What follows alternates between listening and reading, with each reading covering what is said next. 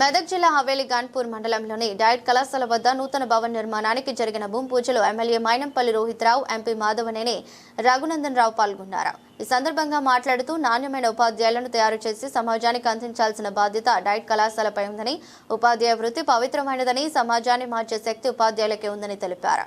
వచ్చే విద్యా సంవత్సరానికి కొత్త భవనం పూర్తి చేసి తరగతులు ప్రారంభించాలని అధికారులను ఆదేశించారు.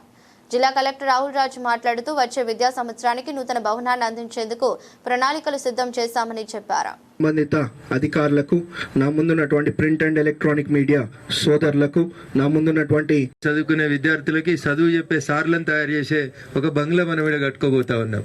స్వామి వివేకానంద గారు ఒక సందర్భంలో చెప్తాడు, the destiny of A nation is decided in the 4 walls of class room అని. ఏ దేశ భవిష్యత్తు అయినా తరగతి గది యొక్క 4 గోడల మధ్యలో నిర్మించబడుతుంది.